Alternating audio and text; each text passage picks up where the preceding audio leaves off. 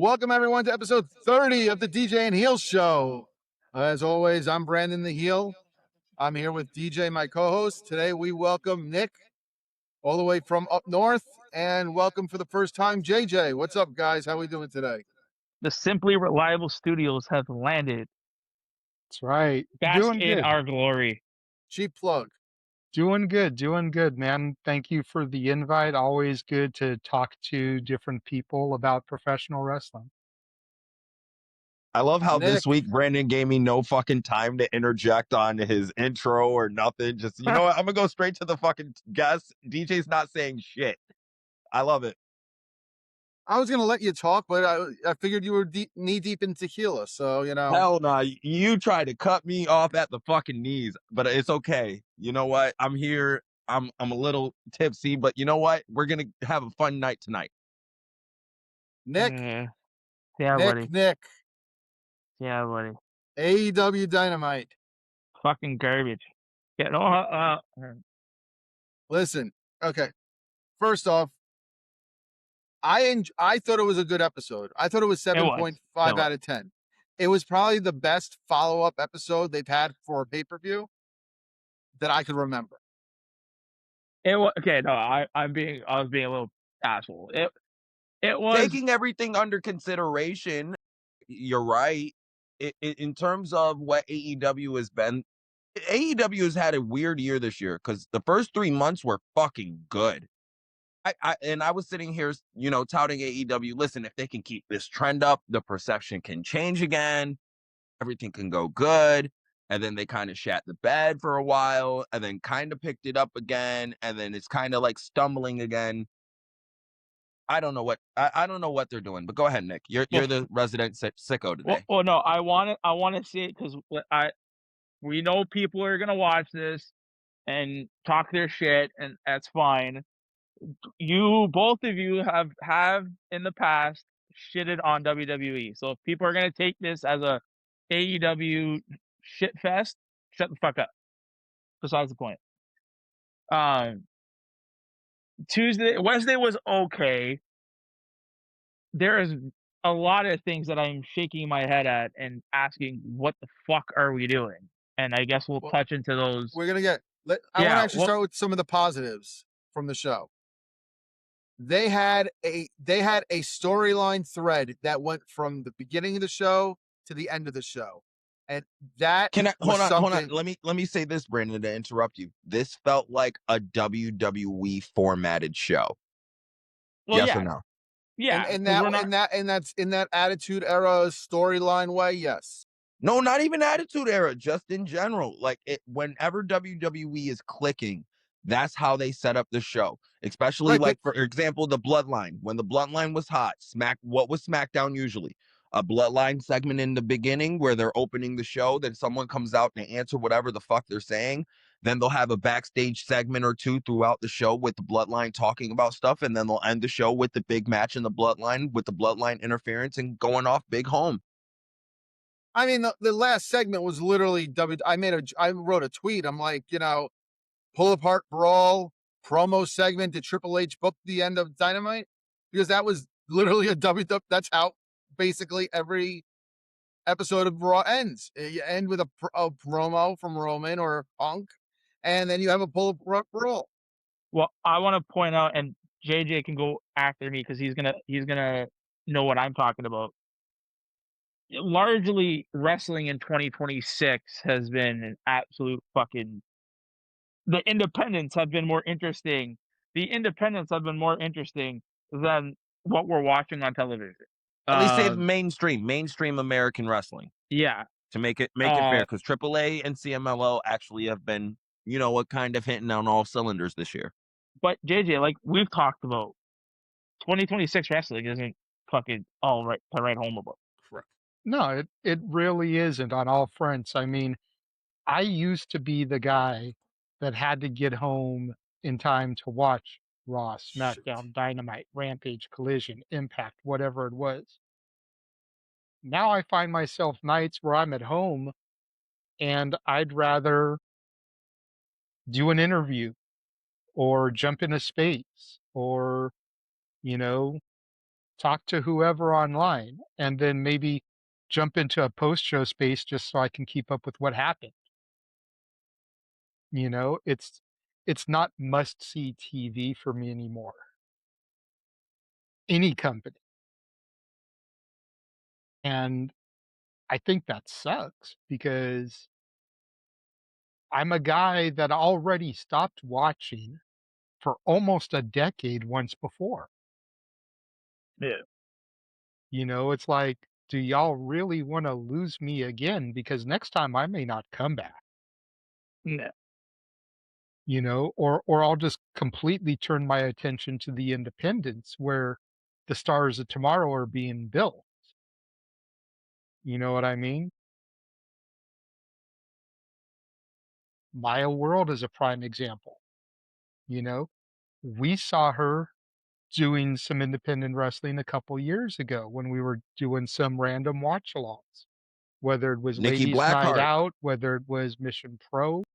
Like we've seen Maya World on her come up, and now she was in one of the main events this past weekend. Busta and the Brain, Jordan Oliver and Alec Price. Saw them literally become a team a year ago at Joey Janela Spring Break 9, doing a watch long, became All Elite earlier this year. Okay. You know, you just threw her name out, Nikki Blackheart, you know, just debuted on NXT. Jack Cartwheel, Marcus Mathers, Yeah, there's a lot. WWE ID prospects. And then you got the ones that haven't quite gotten ID'd yet, but you know that both companies have their eye on.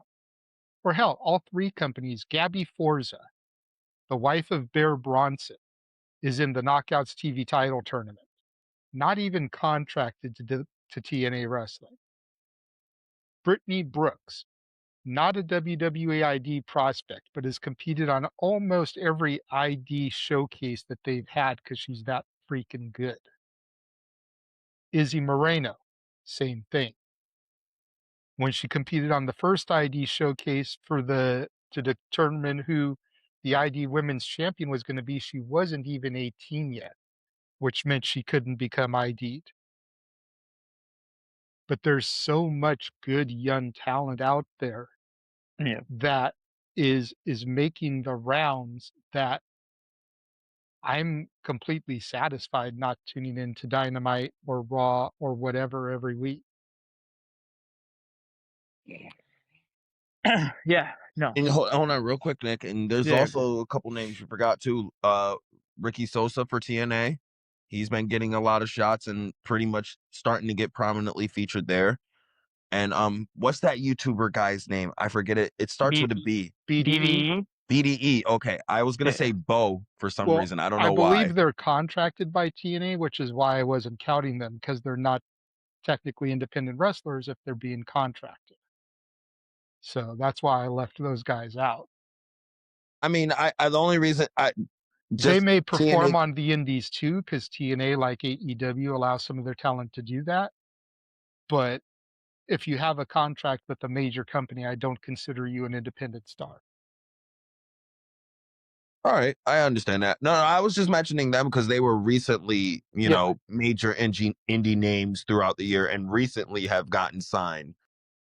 And I don't even think BDE has been on TNA that much compared to Ricky Sosa. He's pretty much been on the past 3 weeks nonstop and getting pushed nonetheless. So I think they have a plan, especially with Santana leaving and Leon Slater kind of being out the door as well. DJ, I have to ask you, what are your thoughts about Mike Santana's contract expiring and Leon Slater leaving this year? I mean, to answer that seriously, and shout out to Dylan, I think No, wait. It should be the other way around. DJ should be asking you the question because this guy don't have a fucking picture of. no, but I got a He's the serious answer for host. this He's one the host. because You know, it's his I show. honestly, it was a question up until this week, until you actually saw Ricky Sosa and BDE being featured the way they were featured and being, you can honestly see the new regime past Tommy Dreamer. Like they're changing what they're booking, who they're pushing. who they want to show. It's a different look now. You could tell this week of TNA is a new look and kind of a new chapter for them. So I think the next 3 to 4 weeks of TNA will actually be kind of interesting because it's a whole new direction. It's not Tommy Dreamer's vision. It's not two people's vision because it was Tommy Dreamer and Delirious working together. Right now it's just Delirious. And to me, Delirious is honestly the last real wrestling booker out there. Well, guys, Like, I love all wrestling. you know what I mean? That actually knows the art of wrestling booking. That isn't just, grew up on the Vince Russo, Vince McMahon style of hot shot, Eric Bischoff style of hot shot booking. You know what I mean? When all shit is going wrong, hot shot. Yeah. Well, you should love all wrestling, DJ. That's No, right. Yes, don't you say gotta that love. because You love all of I'm it. having a feud with someone who thinks he's wrestling Jesus right now. Only, Okay, we're not going to do that. Only if you get WWEshop.com to, associate with you. Brandon, Okay, please stop. don't tell me you cut off. I'll stop. Okay, it's just me. Recognized, and that's kind of how we transitioned into the TNA because I was talking about how Gabby Forza, who's Bear Bronson's wife, is in the Knockouts TV title tournament. DJ brought up BDE and Ricky Sosa, so that's just kind of how we get you. Oh, I filled can't in, forget Brandon. about Nikki Blackheart as well. Yes, I said her name earlier, but the fact that she's being featured really good right now in NXT, and on Rock and Ropes, we used to always say all the time, yo, she is going to be a future star in this business. She has the look, she has the size, she has the workability. Dude, just make sure the paramedics are on standby when Vicky Blackheart goes toe to toe with Takeda Lyons. Okay. I know, but with Blackheart, she just got here. Let's see what happens. I'm very high on Nikki Blackheart. Before she even signed with WWE, I saw like bits and pieces online of her, and then I was happy when she was in that Lodestar or whatever that thing was called with Bailey. Yeah, Lodestone. And she's only been in the business for a couple of years, so this is a big thing, and she's already being put on TV. Not even Evolve. She went right to NXT. Yeah, I think and to give a valid comparison to what I think the potential she has, she's the WWE version of Megan Bayne. She has the look, she has the size, she has the workability. The only thing she needs to work on is the character. Yeah, that's it. Reina Volcan, I believe that's going to be her name. And if you've seen her Twitter the last couple of days, she's been talking about like natural disasters and stuff like that. So the volcano, I think it's like supposed to be kind of like a volcano. But I saw a lot of people shitting on her too because when she went for that the Human Torture rack, her knee buckled for a minute. She looked like she fucked up her knee. She looked like she fucked up her knee. She didn't though. No. It just buckled, and then she recovered, and then she had this awkward moment when she was going to leave the ring, and I guess the producer was telling her to stay. But that's an experience. She's literally never been on TV, like serious TV before. Oh, we got Brandon. You got. I just love the Frozen point. That's somebody memeable. That. What is going on? Just Frozen on that. All right, let's get back to this Stewie Griffin compliment sandwich of AEW and their positives. So, my first positive, at least for there he goes, he's alive. Okay. But at least my first positive for AEW would be, at least in terms of the Ospreay front, they kind of got it on the right track. I'm not going to get into what I don't like. I'm going to just stick to the positives first. Positive, DJ, positives. Ospreay's where he needs to be. He won the Owen. Yes, he's with the Death Riders now fully. I mean, we can't just let Ospreay be by himself. He has to be in a faction in some way, shape, or form because it's AEW. But he's at least where he needs to be, and MJF's the champ. And they quickly got over the Mark Briscoe hurdle. They got that over with quick. It was they opened with it. They got it done over and done with, and I was okay with it. The match wasn't the greatest thing ever, but MJF wrestling on TV like he's a television champ when he's the world champ isn't really my cup of tea, but since we're doing it, it wasn't the worst way to do it. JJ, you want to go next? Yeah, kind of. I'm still a little surprised they went ahead and did that match on Dynamite. I figured they would save Briscoe for Beach Blast next week and then do the Kenny match at Redemption in Canada A. That just seemed like it made more sense on the trajectories wise. But MJF, the rumor going around is that he's injured. So get the Briscoe match out of the way, dump the belt to Kenny next week. Kenny can have the homecoming celebration when they go to Canada at the end of the month for the pay-per-view. And then you're looking at Kenny and Ospreay at All In, which honestly would be a better match than MJF and Ospreay. But the thing is, you're talking about injury, but he did the cage match. Before that, he did the 12-man tag, and then he just had a 30-minute match on Dynamite, and he's about to go probably another 30 to 40 minutes with Omega. That doesn't seem like someone who's injured. Well, the two 12-man matches, one being in a cage, it's easy to hide an injury because you're one of 11 other people, so I get where you're coming from there, but they also may not have known how severe the injury was going in. And because Briscoe wasn't the thought process, it's like, well, we've got to get through this till we can get to the finish line with him. Well, the Briscoe thing, I understood doing the Briscoe match, and I was fine with the match happening. It gave me Darby vibes, but thank God they didn't go that way. Yeah. Because the last time, but to push the Omega match to next week instead of doing it in Canada just makes no sense to me. Because let's say you're right, MJF has an injury. Wouldn't it make more sense to let him rest for the next 3 weeks and then just build the match as opposed to just doing it? Because okay, let's say he's injured and he's going to be out. Omega wins the title next week. You still got 3 weeks to Redemption. You got to have a title match. That's only going to give you 3 weeks to build up. So I'm going under the assumption that MJF is fine.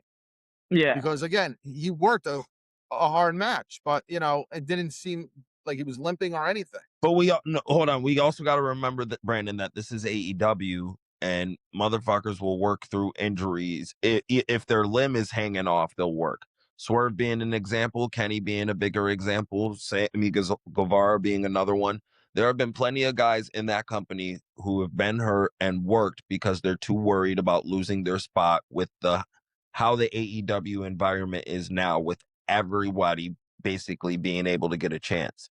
Okay, so but And with the next big pay-per-view being called Redemption, there's another man, and we're going into this match where if Kenny loses, he can never challenge for the title again. There's another man who back in March lost that opportunity, who may be looking for his own redemption and could end up costing MJF his title because that's who beat him to make him, have that stipulation attached to him. So Heyman coming back, costing MJF the title, Kenny, and Heyman being former members of the Elite, yeah.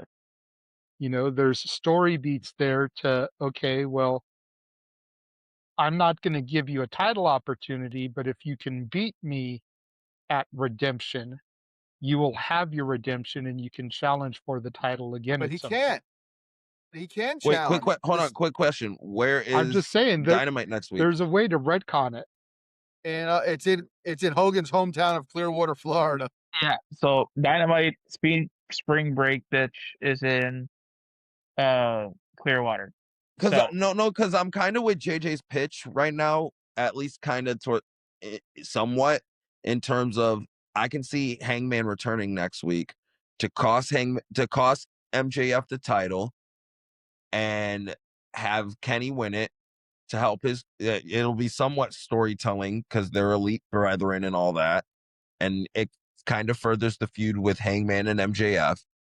As far as Redemption, you can have a match with MJF and Hangman, a rematch of some sorts without the belt. The issue would be, or just turn it into a 3-way, because then technically Hangman wouldn't be challenging MJF for the belt. It's not against MJF. He can never challenge ever again. That's He what would I'm be But saying. even able to get some TK said, technicality out of it. This is the Cody step. I Hold know, on, but though. even TK said that there was nothing contractual. Yes. So So there's he a could, loophole there in order yeah. for them to get out of it if they choose to, which is why I think they'll figure out a loophole, especially Especially if when the Tony show Khan is books the called match. Redemption. But to me, that's then you have to turn Hangman heel, because if he's a baby face and he's an honorable baby face, he's not going to go back on his word, which means he's got to be the heel, But if because only he's a not heel the would go back one, on his word. No, Brandon. but if he's not the one to invoke the stipulation where if he wins, he's able to start getting shots again, then he's not, foregoing his word. There's a lot of ways that Someone you else, can. MJF is the one that inflicted the stipulation that if Kenny loses, Kenny can no longer challenge, which is why I think Kenny will win, because Hangman is the one that inflicted the stipulation when he lost. Cody's the one that inflicted the stipulation when he lost. Kenny didn't inflict the stipulation. MJF did. So if somebody else puts the stipulation in, and if you beat me, you can begin to challenge for that title again, Hangman's not going against his word. Well, MJF's the Somebody one else who is throwing it. MJF did invoke the stipulation with Hangman, because when Hangman said it was going to be a Texas Death Match, that's when MJF said that. Now, if we go by what you say, then yeah. But isn't that going to be basically erasing the last 4 months and basically doing No, everything that everyone's complaining about? no, not at all. Because I Well, can let me give you finish. one explanation. Hold I on, can give you a DJ. giant explanation to explain this. And I think we're overlooking one obvious thing. Tony Khan can just literally go on TV and insert himself into it and saying, I'm booking the match. I don't care about the stipulation because I never promised anything and it's my company. So at Redemption, it's going to be MJF versus Hangman versus Kenny for the AEW World title. I think that that's WWE shit, and that goes, that shit WWE would do, and I don't If think that's something that based AEW on would this do. Wednesday, Brandon, I don't think AEW is going to shy away from doing anything WWE like anymore in the future. If anything, they're going to start stealing some more ideas to help better their show. I was going to say, because we just said at the outset of this episode how WWE inspired this week's episode was, with the whole thread going throughout the broadcast. That's some of the shit that Vince Russo's been trying to tell Tony Khan to do ever since he had that interaction with him on the Coach and Bro show, and they had him on. It almost made me wonder if Russo wrote last week's episode. Maybe Road Dogg did. Maybe. So I'll say there's even an easier way that you can kind of tie this all up. Remember, Kenny's still an EVP. Technically, Kenny still has power. Kenny could just turn around and say, I'm an EVP, I'm lifting this stipulation. I mean, it doesn't need to Yeah, be that complicated. there's that too. And the same Well, with the yeah. Bucks, and they're all elite brethren. So, No, why well, the wouldn't Bucks his technically buddies? don't have power. Yeah. I'm just saying the Tony Khan stamp of approval of this, and Tony Khan, quote unquote, putting his foot down in kayfabe, because we all know he wouldn't do it in real life. But Tony Khan putting his foot down in kayfabe, saying, I didn't agree to this stipulation, so I'm booking this match. Hangman, you're in this. You get one last world title shot. This is your final redemption. And what if we're overlooking one thing? What if we're overlooking Hangman and Ospreay at fucking All In, and that I So, being the big match? so I was gonna say this is again one of going back to the positives. There's a lot that you can do with this. The they're making the most important thing on this show important, which is the world title. So I'm glad that they're not just throwing this away. They're actually telling a story. They're putting effort into it. I'm liking it. It's interesting. It's one of the positives. Now, I still gonna say I want to see how it plays out, because I'm not understanding why we're doing this match. Like, if we're giving this match away at spring break or breakthrough, whatever it's called, okay, great. But then if you're gonna give me a throwaway match at Redemption, what the fuck are we doing? Like, I don't want a throw, and we'll talk about it when we get to the women's match, because the women's thing is fucking stupid. So hopefully they don't do the same thing like that. So I mean, yeah, positive. They're weaving shit in throughout the shows. They're really putting effort into it, which I like. Um, and then yeah, I as for Redemption, like I like JJ's idea better in the fact that, Hangman costs MJF the match. MJF is fuming. He wants revenge against Hangman for it. Hangman says, I'll give you a match at Redemption, but if I beat you, then that stipulation goes away. I would rather it be that way, that Hangman yeah earns his way back instead of just Tony coming in, reversing it, Yeah, Kenny coming in, reversing it, because that just seems like a cheap way out. yeah, $100%. have them work for it. Yeah, And to the question that Nick raised, what if the reason they're doing the stipulation again, because the whole Heyman thing was just freaking March at Revolution. I was there for that show.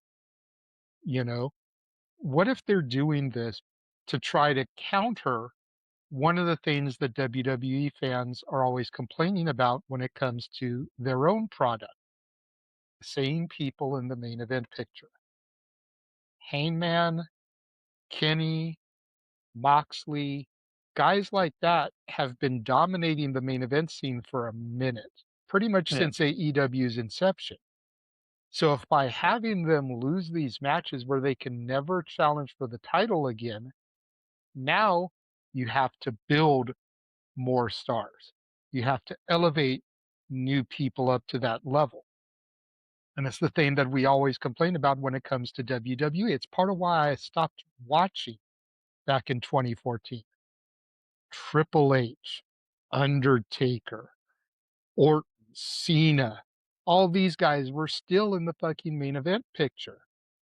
And guys like Kofi and, you know, I can't even think who all was on the roster back then. It was freaking 12 years ago. But guys like Kofi specifically weren't getting those opportunities. Now he would a few years later, but the main event scene was being crowded by people that should have already moved on. And so what if AEW is doing this so that, okay, we're removing Omega from that scene, we're removing Heyman from that scene, maybe eventually we'll remove Moxley from that scene. Swerve is another one, even though he hasn't had a bunch of opportunities in title reigns. He's been pretty much a main eventer ever since Keith Lee went out. Jericho's another one. MJF is starting to get there, 3 title reigns under 30. We start getting these guys out of the main event picture by making them unable to challenge for the belt anymore. Now you're elevating your Ospreys. Now you're elevating your Fletchers.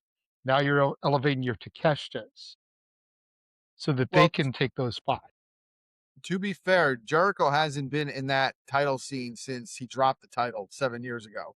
Moxley's Agreed. been out. Moxley's been out since he dropped it last July. For the last year, he hasn't been in that world title scene. He's been in no, a mid But he card, immediately got the Continental title and he's had that ever since. Like, he went a few months without a championship. Is it the world title? No, it's not, to your point. But he's still heavily featured in main event programs with the Death Riders and as which the is leader of the another Death topic Riders. I need to talk about, is the Death Riders, but we'll get there.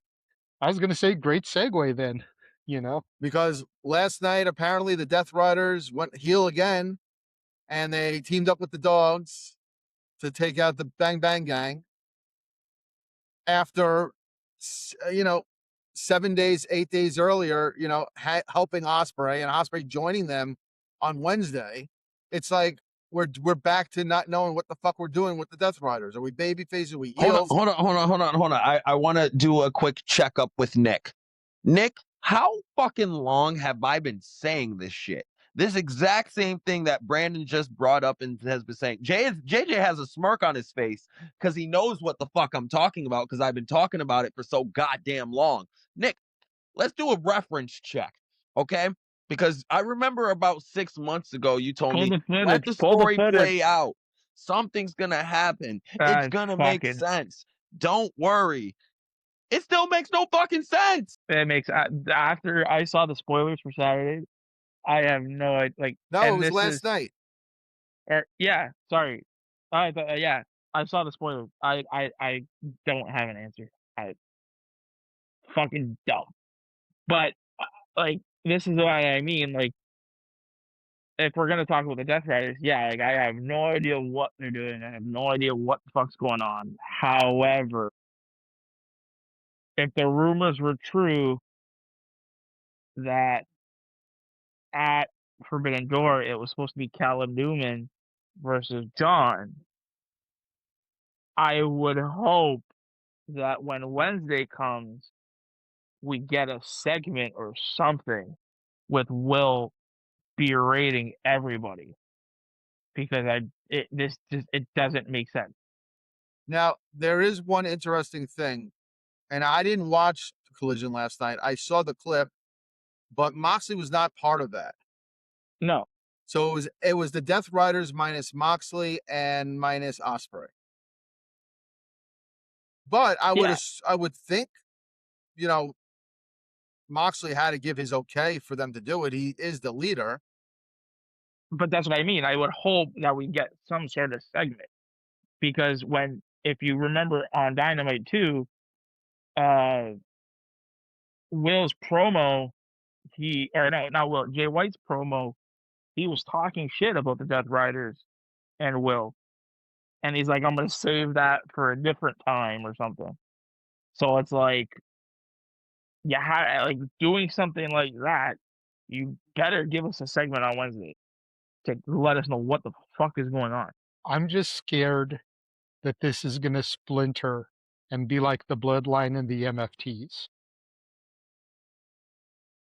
It's going to be two versions already of the there. same faction, or it's going to be like NWO and NWO Wolfpack. Like that's what we're leading to. Is it's going to be Moxley and Osprey's Death Riders, and it's going to be Claudio, Pac, Yuta, Garcia, and the War Dog. As we lead toward blood and guts. But there's no one else to No, join. we're gonna get fucking we're gonna get fucking Stadium Stampede, or Anarchy in the Arena. That's what we're gonna get. Watch. Well, I'm telling you, we're gonna get Anarchy in the Arena at fucking at Redemption. It's gonna be Cage and Christian and the fucking and three members of the fucking Bang Bang Gang versus the Death Riders and the War Dogs. It's gonna happen. Well, you know, it's interesting you brought that up, because Christian said he doesn't like Jay White, though. And he wasn't involved when they were getting beat down, because he said on Wednesday they did a backstage where he said he doesn't like Jay White. And Cope was basically like, I owed him one, or he owed me one, something like that. So it's like they're like all over the place with all these guys. You got Gabe Kipp coming back. You know, he said he's part of the Dogs and he's part of the Death Riders. It's like, it just, But we kind of already knew that. to me, if you're going to complain about the Bloodline, you have to complain just as much about the Death Riders. 100% I do. consistency across the board. I definitely fucking do. I'm consistent on that fucking front. It's starting to get pathetic of how just nonsensical this all is. Like, No, okay, Nick, let me just say this, and I want you to sympathize with me as, like I said, my friendly resident sicko, okay? Because what I'm constantly hearing from the AEW diehards lately is the trope of baby faces and heels aren't a thing in AEW. They don't matter in AEW in terms of our storytelling. It's just about a character. Well, that makes no sense for me, because as baby faces and heels, we have to know who we're cheering for and who we're against. It just sitting here saying, oh, we're just going to put two people in a situation and make up an issue, and we're just going to make the audience guess which people are playing which part, kind of kills the point of telling the story. So I'm like, I would say, oh no, go ahead. I would say the trope. I would say I mean, yeah, you're gonna cheer a good guy, you're gonna boo a bad guy. Not necessarily. Not necessarily, but Not necessarily, because how many times do we go to the movies and cheer for the villain? It depends the situation. Exactly, it depends what their motive is, because a lot of times villains have good motives when you really break down what they're trying to do. They may yeah, not be going about it the best possible way, but they have good intentions. I I will al- Anakin say the Skywalker became Darth Vader because he wanted to save his pregnant wife from dying during childbirth. I always use the Magneto example. Mhm, Magneto wanted best for his kind, for mutant kind. He mhm. just went about it in the wrong way. Thanos, Thanos, it's for the record, in the MCU strictly, not in the comic books, because it was a yes. completely different reason in the comic We're books. talking about movies. Right. But Thanos wanted, he was doing what he felt was fair to balance the universe. So, Mhm, there would be more. I had earlier today, I replied, someone wrote, why living and dying so strictly by the same tired tropes when we're talking about heels and baby faces is what is ruining the Fed, to be honest. And I'm like, antagonist versus protagonist is not a tired trope. It's the lifeblood of every great story told from the mhm. beginning of time. Yeah, It's always good versus evil, one way or the other. Whether someone moves into the middle a little bit, kind of like Hangman did, and then he got pulled back. You still need to be able to have the redemption story. No, but I Darth, think the issue with the Death Riders that we're having is there's no consistency in it. It's right? literally no. either weekly or a bi-weekly basis. They're switching back from baby faces to heels. Like it's there's no consistency in it. No, we don't know if to cheer these motherfuckers or if to boo them or if we love them or if we hate them or if we want to see Marina put her mother's milk in people's mouth or if we don't want to see Claudio Hmm. get his head kicked in. We don't know what the fuck we want. We just literally saw 2 months ago Wheeler Yuta get his head shaved off in a gimmick match. So like I just want to all I want is them to be consistent. I don't care. We all understand that they're bad at this point, but or just just a pick a little lane with how bad explanation, you want to be. or just an explanation, because if the whole gimmick now is they're mercenaries and they'll do whoever's bidding, whether it's a good guy or a bad guy, for the right amount of money, make it known at least.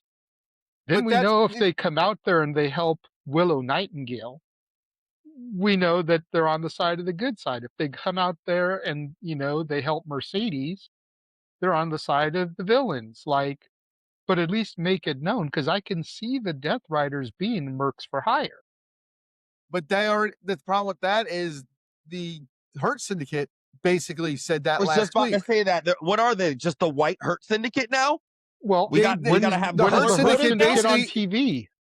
the Hurt Syndicate basically said that they're APA 2026. They said, Okay. if you got a problem, you need someone hurt, you pay us, we'll take care of it. It's So so so fucking dumb. Problem though is the Hurt Syndicate is barely on television, and the Death Riders are on TV almost every week. So I'm just saying they already have someone established doing that. So you're not going to Yeah, have, you can't have yeah. another group doing that. Whether how much TV time Just they because get, they're you still white. well, you can have another group doing it, because if the first team that started doing it isn't on TV, you quickly forget that they're doing it. Because I had Yeah, completely forgot that the Hurt Syndicate were doing that gimmick until you just reminded me right now. Because they're never on TV anymore. but They're an I'm not. afterthought. You're right, and I'm not. But I'm not putting that. I'll be honest. I'm not putting that on TK. I'm putting that on MVP because it seems like MVP has carte blanche to do whatever he wants with the Hurt Syndicate. So I'm putting that on fucking MVP. Um, yeah, the whole Death Rider thing, like, yo, pick your fucking lane. Like, see, this is what I mean, and this can tie in if we want to kind of continue on Dynamite. Will has the patch now. So is Will gonna be cool with this? Are we gonna get a segment where Will is fucking like? Will this be the actual start now to the Death Rider, where Will is like, "Yo, now that I'm in the group, we can't do that no more and shit like that, right? Like, will he? Because I can't see Will being associated with the Death Riders, but then being cool with doing it. Tune So into Beach Blast and find out. yeah, and But this is that, why. Like, but go go now go. that also questions: are they finally going to break Moxley away from there? Because maybe Moxley's like, we're trying to do the right thing because we've heard Excalibur go over and over again that Moxley is trying to make up for the sins of the past, and that was part of taking Will Ospreay in, was to make up for him trying to break Ospreay's neck last year, and help him get to achieve the dream, the boyhood dream. But so is this a part where we're finally going to break Moxley away and be like, Hopefully. that's not how I want things to be done, and Marina being like, well, you know what, the way you want things done isn't working, and not necessarily what JJ said, where we're going to do Death Riders Gold and Death Riders Black or whatever, but maybe just finally have them turn on Moxley, which they should have done a year ago, and then do the Death Rider thing on their own, and then Moxley go be a full baby face. But I think that turn, actually, to be honest with you, that turn can't happen until, because again, we have to remember, and I hate this so much because I wish this fucking forbidden door was bolted shut and fucking cemented in. You still have to play off things with the United Empire. So do we stretch this till next year? Please, God, no. I hope not, but you have to pay that off though, World's because End. how Let does? it end at World's End. Yes, I hope. No later than. I just want this fucking. I want to hear. I don't want to hear nothing from any fucking Death Rider apologist and all. It's pay attention to the story. Fuck your story. Get them off my television. Hurry up and end this bullshit. Annoying. Well, Anyway, let me ask you this. What do you think has been a better story? The Bloodline since WrestleMania, or where we are with the Death Riders? Oh, it's not even a fucking question. It's the bloodline. Why are you even asking it? Because they're Or at basically least the same. asking me that question. Well, it was for everyone. It wasn't necessarily just for you. well, I wouldn't consider this being the story of the Death Riders. I would consider this being Will's story, not the Death Riders. The Death Riders are just an accent piece to all of it, right? Like, I would say, if you're telling me which is better, the story of Will or the Bloodline, I would say Will, because there seems to be more layers to this story, and it's being navigated, and it's being interesting, and we're not. It feels more unpredictable rather than the Bloodline and getting the same thing that we just gotten years ago, right? Like, I don't see this being a Bloodline. Like, I don't see the Death Riders. I don't see this being the Death Rider story. That's all. Well, I'm talking this the death. I'm not talking about even so much with the Will stuff, but just in general, the way the Death Riders are. I mean, it's not all associated with Will. So Then Bloodline, 100%. This Death Rider shit is fucking stupid. I've Stupid. never been a fan of the Death Rider story. DJ can tell you, going back to when it all was first starting, like when John Moxley appeared in the ring to Tony Schiavone and said, "This is not your company anymore," I Mm-hmm. was curious. Yep. Within a month, I was like, "What the fuck are we doing?" they never followed up and explained what they were doing. Yeah, it's the same problem the Fed has. Cena goes heel, kicks Cody in the nuts. We don't see him for 3 weeks. And of course, no Rock. Yeah. And I said, like if Cena at least set in little like videos, I'm bothering coming to your arena right now. I'm in the middle of a movie set. Be thankful you got this video. I'll be there when I'm there. At Yeah. least you keep people talking. You see him. He's being a dick because he just turned heel. He's still in people's minds, and fans aren't bitching about we haven't seen him in 3 weeks. because you get just that little something. It took them months before they explained the Death Riders and their motives. They had to do that thing where Renee went to the freaking training facility and, whatever, and Right, talked to also, Pac and Marina and Claudio and John and everybody. And it was just like, that was the first time we really got any kind of explanation. And that was a good 3.5 to 4 months into the story. I think for the first little bit with this Death Riders thing, especially since when it started to that point of the "It's not your company anymore," and even a little bit after that, they had no idea what they were doing. Nobody can convince me otherwise that they had a plan or anything, that they knew what the fuck they were doing. Because it made no sense. And to anybody to kind of say that it did, you're fucking lying to yourself. It made absolutely no sense. And that doesn't make for good television. Listen, I'll be honest with you guys. I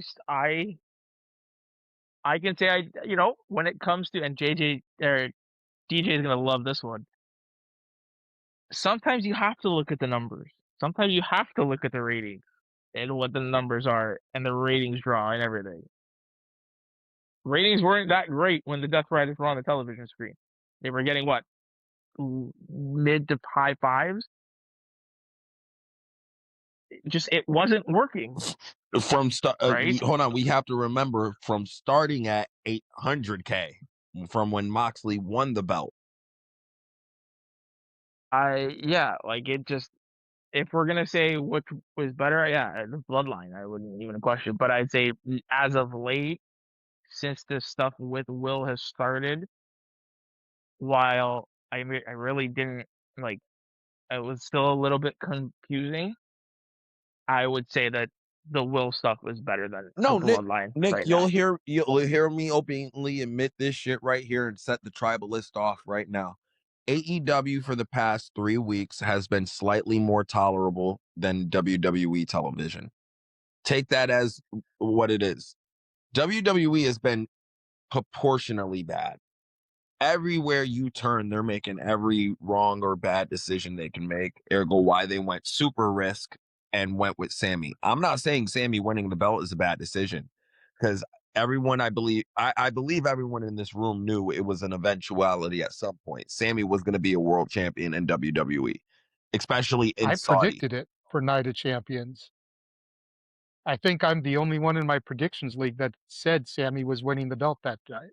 See, JJ, I did compare him to Wildfire Tommy Rich though, and the way things are going, that might actually be true because Monday is 9 days. no, There you go. but in terms of the him winning the belt, I knew it was. I thought it was going to be Mania, but since Mania is kind of in the air right now with everything going on over there, and they don't know if they're going to go with that big of a show, if the conflict's going to be settled and blah blah blah. So I can see why they pulled the trigger early, and it is a risk. You know what I mean? But they did it in Saudi Arabia. They did it in a triple threat to where they can somewhat protect both Cody and Gunther. But other than that, WWE has been trying to play it safe every corner they turn. And by playing it safe, they're just throwing shit out the wall and see what sticks. And a lot of WWE fans are just eating the shit off the wall. And like, yeah, you know what? This is really good. I don't know what people are complaining about. When they're losing a lot No, of interest, you don't hear WWE touting about any more sellouts anymore, at least for the regular Nope. shows. Pay-per-views are a different animal. always have been. And you're right. I mean, the thing that the fans, all brands need to remember, and this goes for WWE, AEW, and TNA, and to a lesser extent, AAA and those things, but this is weekly, episodic television. Mm-hmm. You need stories and you need consistency. You can't just go out there and send two people to the ring for 20 minutes and have a banger match every week without a reason. And you can't keep making a left turn this week and then a right turn next week and then a left turn the following week to try to zigzag these stories, you've got to have a straight, clear path. You can take the occasional swerve to fake out somebody, but you can't be doing this zigzag stuff every week like we're doing here with the Death Rider. Yeah. And no company is doing it perfectly across the board. Every company needs to get better at it. You know, much like DJ, I've always been fair in my criticisms. You know, I'll call every company out for it. Which, again, going back to the point that I was making when you were having your tech issues earlier, is why I prefer watching the independents. When independents are doing storylines better than the major companies, there is a problem. When the independent promotions prioritize story over the bigger companies, there's an issue. Yeah. And not every independent company has stories. Most of them can get away with doing send two people out there, have a 15 to 20-minute banner. We just want to get people to come back the following month. But the successful ones do have those stories. Well, they're not all good stories. Let's be for real. Look at JCW. Well, but again, I would rather watch I was gonna say, Lunacy more Brandon, you're often than talking to not the than I would wrong rather one. than watch Dynamite. I was at Stranglemania. I was at Stranglemania WrestleMania weekend. It was one of the funnest shows I've ever been to. And I'm not an ICP guy. I don't consider myself a juggalo. Yeah, But it was entertaining as shit. If you grew up during the Attitude Era and you liked that crazy Crash TV and I choppy your pee-pee and shit like that, you know, Mae Young giving birth to a hand, you know, pimps and hoes nationwide, you probably are going to enjoy Lunacy. Listen, speaking of women, you know what we're time- not enjoying though? The AEW one. no, real quick, Nick, before you Oh, segue, because here we go. you Here guys we want go. to talk about Let Nick cook JCW. here. There Let is Nick one cook. woman in JCW Fucking that has travesty. my eye, the ring Fucking rat. travesty. Okay, she has my heart. She has my eyes. And she definitely I has knew a it. tent You didn't pinching in even my have to fucking say a pants word. whenever I see her. God damn.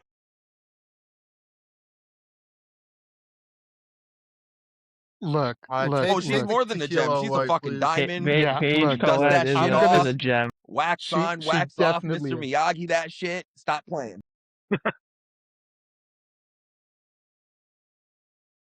Paige, look.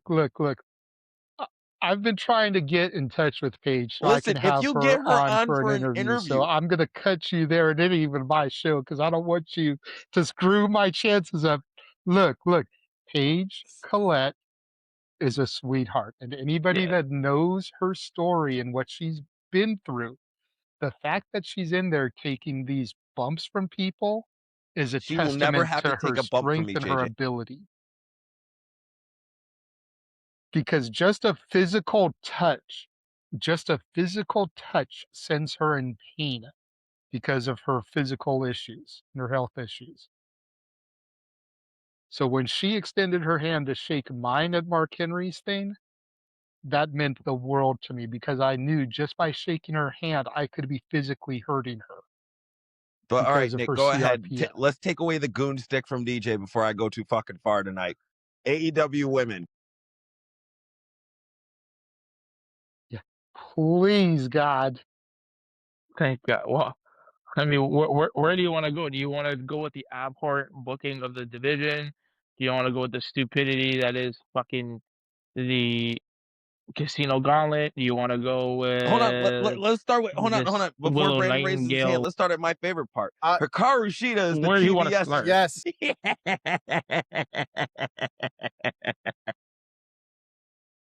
Oh my God. Oh my Let God. me just throw this out here. The views and opinions you're about to hear about the AEW women's division are from an AEW fanatic, not an AEW hater. So do with that as you will. Go ahead, Nick. I know Nick's going to go into it, and I just want to say that I fully agree. Willow is coming back any week now. Why did we take the TBS title off of her? Okay, there was no reason you could have. There was no reason to take the title off. You have so many people and so much talent there. If you didn't feature the TBS title for a couple of weeks, nothing was going to happen to your company. There was no reason. You did it simply because you wanted to do a survival of the fittest match. No, Take they it from didn't. ROH. It wasn't that at all, buddy. No. No. The reason why they took the championship off of Willow was so she can eat a Mercedes Moné pin. That's the only reason why she did it. That did that. So I thought it had nothing to do with the match. It's about Mercedes and Tony is a little Wait. being So a bitch about it. you don't think Thecla's making it to London? Fuck no. Hell no. No way she making it to London. She'll be at All In. She'll be at That, All In. you know, Think about it I like know she'll this. be. You know what I mean. You don't think she's going to be walking with that No. championship? No. Nope. Think about it like this, Brandon. And granted, AEW is the type of company that'll do face versus face, heel versus heel, just because they want to put on a banger match. But Right. you're going into All In London. Thecla's a major heel. Mercedes is a major heel. You're going overseas to the UK where Thecla is probably going to get maybe a moderate babyface reaction because of her time in Stardom in Japan and being overseas. Whereas Mercedes was just the Rev Pro champion and is probably going to get a moderate babyface reaction. So you've got to define who's the good guy, who's the bad guy, like we were just talking about earlier. But you can very easily Tony, turn Mercedes by All nope, In. not going to happen. Mercedes No. is money as a heel. And I hate saying that because I can't stand the bitch. Yeah. Tony is such a mark for rivalries and series. He is trying to make Mercedes and Willow into his own Sasha and Bailey. Until Bailey gets there. If Bailey gets So, there. so Come on. Willow is going to be the girl to come back, win the Casino Gauntlet, get that huge pop. Oh my God, Willow's back! Even though you've been teasing us for weeks with her return vignettes. So Go to fucking Redemption, beat Thecla, so dumb. go to All In, drop the belt to Mercedes, just like she did the TBS title. Won it just to have it for a month until she lost it to Mercedes. History So repeats itself. are you saying that the injury is a work? 100%. I wouldn't say that it was a work, but I don't think it was as severe as they initially thought it was. I initially thought they were going to put the TBS title this week onto Harley Cameron. And they were finding a way to move it from Willow to Harley without Harley having to beat Willow. But then Harley was the first one eliminated. And I was like, well, fuck my theories here. Yeah. You know, and then Queen It should- Aminata, who was my second pick, got eliminated third and was like, well, just screw JJ all to hell. Okay, Yeah, let me ask you something. So you how do I word this correctly? So you thought the injury to Willow was legit, but it wasn't as severe, but so they just stripped her just to strip her? What if there was no injury to begin with? What if she stayed in the Owen? And let's say she would have won. She would have to get eliminated in the Owen because you need to get Mercedes there. No, Because I'm under the assumption they always knew Suri was not going to be in the tournament. So whether it was the Willow spot or the Suri spot, that was going to be Mercedes spot.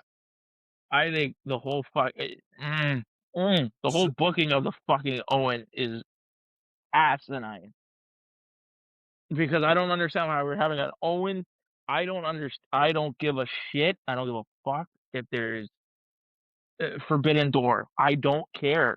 I don't want to see anybody that's not AEW talent in an Owen Cup. They don't belong there. They don't deserve to be there. So I don't understand why Hazuki's there. Persephone, okay, because I mean she's dual contracted. You could say she belongs, but Sari, Hazuki, what the fuck do they have anything to do with the Owen? I don't care if Owen was in Japan and Japan was like his second home.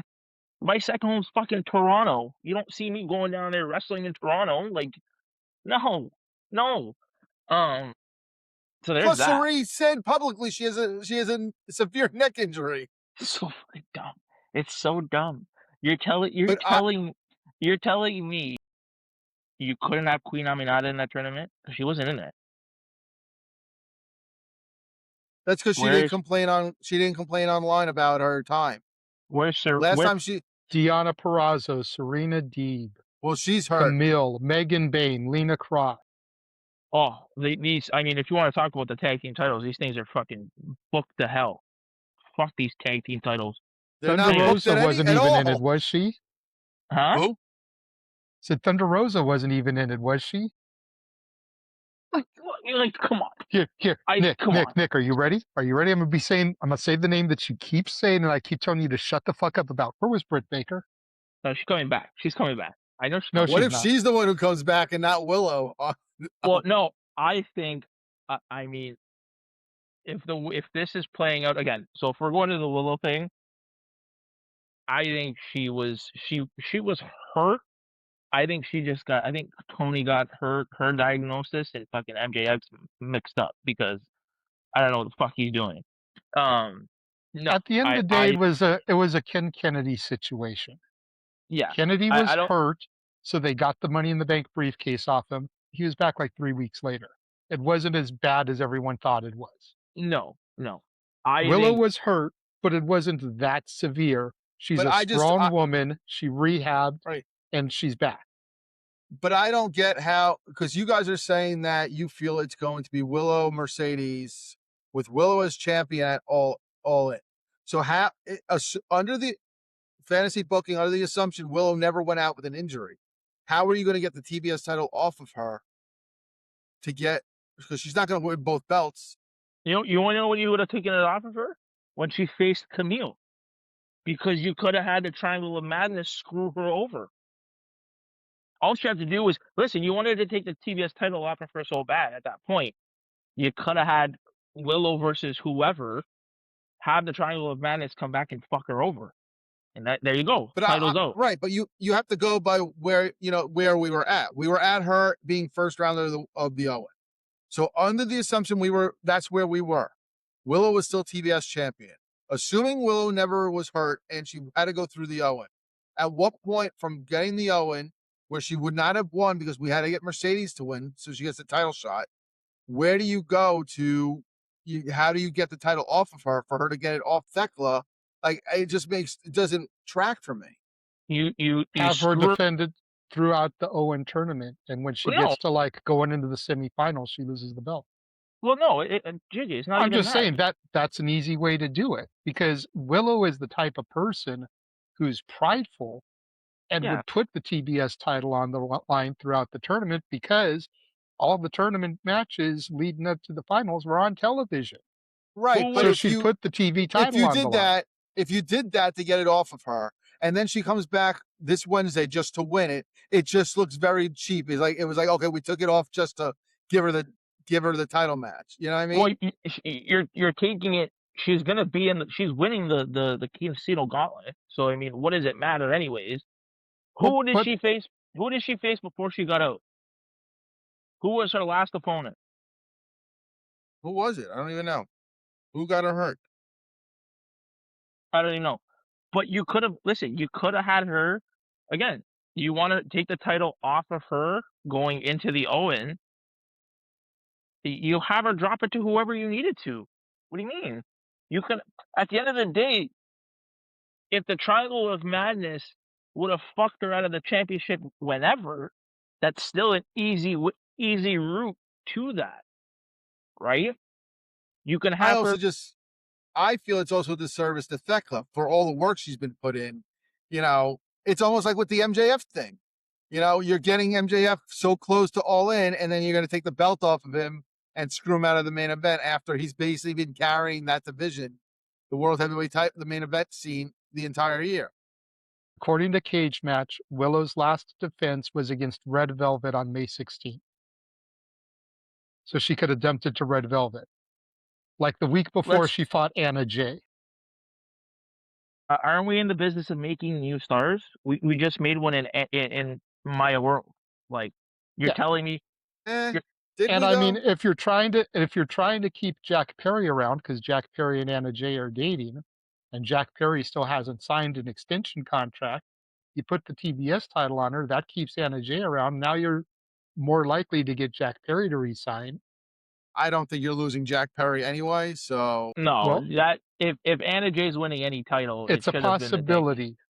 Whether it does or doesn't happen remains to be seen. But Jack has not signed an extension as of yet, so who knows? Weirder things have Yeah, happened in professional wrestling. Did we ever think we'd see Vince McMahon out of the WWE before he physically passed away? no, no. We're here, right? But So, yeah, but regardless, I do think that they took it. They I don't know what the fuck Tony was thinking. He's probably high as shit when he came up with these ideas.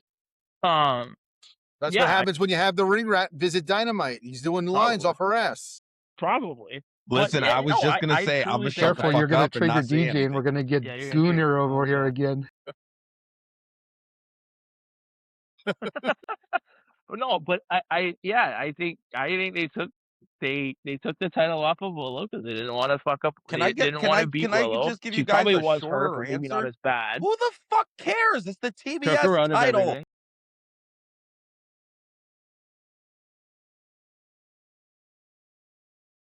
It's the it's. I understand what you're saying, DJ, but it's just the point that I just think it's a disservice to Thekla after this that she's been the best heel, from the women. That we're just gonna, take the belt off her right before fucking London, and then what are you gonna do with her in London? It's gonna be another what's her face?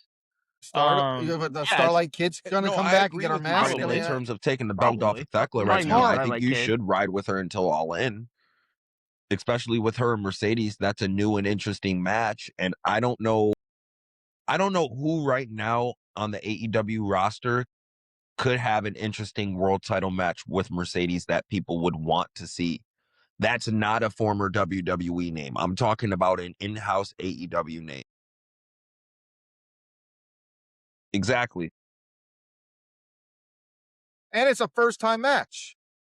We've seen her against Willow multiple times. You Yeah, probably but or Willow has been one of her biggest rivals since coming yeah. to AEW. Willow defeated her in the finals for the New Japan Strong title when Mercedes got injured. Right. Willow was TBS champion, Mercedes beat her, then Willow took it back off of her. So for Willow to be AEW Women's Champion, Mercedes to take it, and then eventually Willow to get it back and get a decent little run with it's history repeating itself. And it's I understand it from that perspective. But at the end of the day, I would think, for me at least, I would rather want to see a first time match at your biggest show Also to being add, All In, than a match hold that on, we've no, seen a because couple of I times agree. No, in no, no. To that AEW. point, Nick, I Not agree. when your tickets are selling like shit. I think I think another thing to consider is if it's Thekla Mercedes, the Sisters of Sin are going to get involved somehow. Who's Mercedes going to have her back? Nobody. No one gives a fuck about Mercedes. So if the goal is to get the belt to Mercedes, you got to have somebody Mercedes can conquer a little bit better. Because with the Sisters of Sin being around, Mercedes would need some kind of backup, And the story If will they got probably involved. well no, the which story they will will. I probably mean, be come on. yeah. I think I got No, they will. Wants a to somewhat secure her simple, title and beat easy the but kind of all-powerful convoluted way to Mercedes. get I out know of that. that. Have Camille come back to help Mercedes, quote unquote, help Mercedes. But the explanation is, I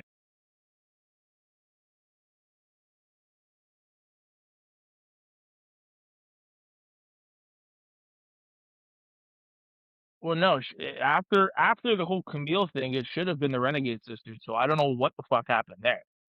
Uh, but no, man. Regardless of how you look at it, listen. And anybody that tell you that it's not this is completely fucking digging their head in the sand. All in numbers are not good right now. I don't give a fuck if they're selling. They're at what 27,000.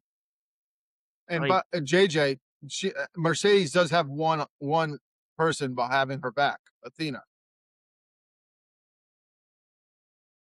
which is stupid in and of itself. Where the fuck did that come from? Like, come Well, on. weren't they teaming up last year at this time? It's fucking horseshit, dude. Come on. And You need to you know. said, let me ask you: do you really feel Maya World is made and is a new star, or do you think it's just a matter of circumstance? No, I would say she's a I would say it's a little column A, little column B. yeah, She because definitely got the opportunity because of circumstance. you're right. But Which Mercedes, I've been saying. The only reason she was in that is because TK is using that unfortunate situation to freaking push it, and I don't No, like.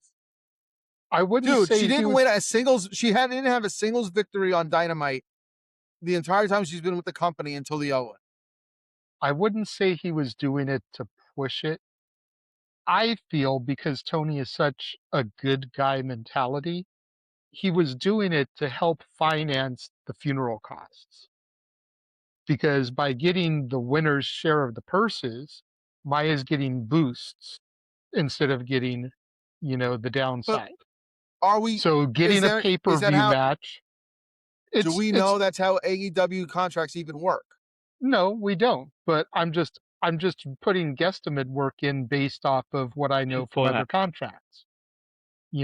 Tinfoil hat theory, like Nick said. So if we go based off of the knowledge we have from other contracts, you know, if you get booked on a pay-per-view, you get a bonus.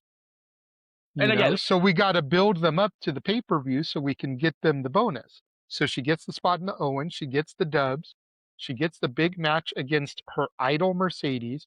Even though she loses, she gets that bonus. They had a GoFundMe for her brother's funeral costs. Okay. So they definitely are in need of money to help take care of that. Tony figured out a way to take care of that and get her more exposure because she chose not to call out after her brother's death. She chose to still come to work and grind. And he decided to reward that. yeah. I That's mean, commendable. Now, did she get made to star level? She had a banger with Mercedes, who some people say is the greatest women's wrestler right now. I don't say that. I'll maybe give her top 5, top 10, but she's not my GOAT right now. She never will be. Maya had the performance of her career. Whether they keep that momentum going or not remains to be seen. Now, we won't really know until we get to Dynamite. well, she was on. Because she's going to be in the Casino Gauntlet. She's number She's 2. going to be number 2 against Athena. Mm-hmm. I don't think she's going to win, but I think what they're going to start doing is building to Maya World finally dethroning Athena for the ROH Women's title. But that doesn't make okay. But if which is what they're setting it up. But that's not going to make her a star when she's not going to be on TV. When She's she going to be in beats ROH. Athena, if she beats Athena, it'll be big. It'll still be ROH to your point, and I get that, but it'll be big because Athena is on par to eclipse Roman Reigns' title reign. Let's not get ahead of ourselves. We can't I'm put the just saying. WWE title on No, the same level as the ROH Women's title. I'm sorry. just saying, as far as It's more days the runs, street. More the street. yeah, I'm just talking about length of time as champion. And you know that if she gets there, the AEW fanatics are going to be like, oh, Athena's better than Roman Reigns. People are going to put it on the same level. So we just have to accept that going in. Even though we know it's not, it's unheard of in this day and age for people to have that long of a title run. That was a thing in the Backlund era, the Sammartino era, even the Hogan era.